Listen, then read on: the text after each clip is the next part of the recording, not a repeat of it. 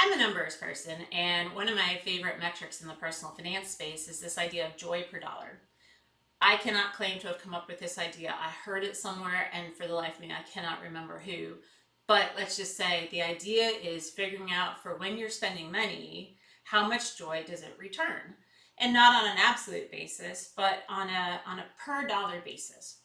For example, let's say you have a very fancy sports car, and let's say it costs you, we'll use round numbers, $100,000. The question is, does that give you joy per dollar on that $100,000? Now, for me, I'm not a car person. I have a little Honda Accord. It gets the job done. It gets me to and from work, to and from the grocery store. The kids fit into it. Life is good. I'm not worried about the car because that's just not my jam. And if I had to go up and down the highway to get to a corporate job in order to pay for that fancy car, I'd probably be resenting that car a bit, that it was forcing me to keep working at a job that I didn't love in order to pay for the fancy car that gets me to the job and then sits in the parking lot all day.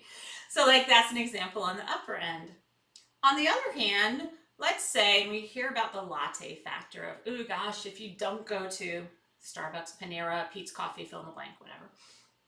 If you don't go to the fancy coffee shop every day and put that $5, which is probably more like 6 or 7 these days, put that $5 into a savings or an investment account over the course of 40 years, you'll have I think it was $7 million or something like that when this first came out, this latte factor idea.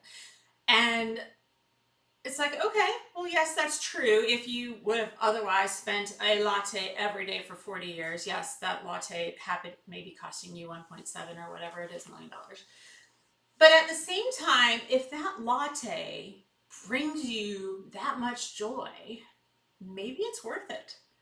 So I think it's important to look at both absolute and relative factors to say, okay, it's a $6 latte. Does it bring me $6 of joy?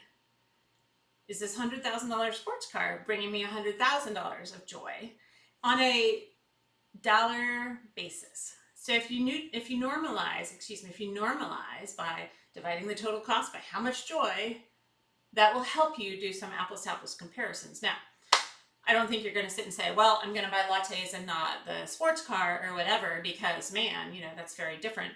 The question is about the joy part of it, not the absolute dollars. Does that make sense?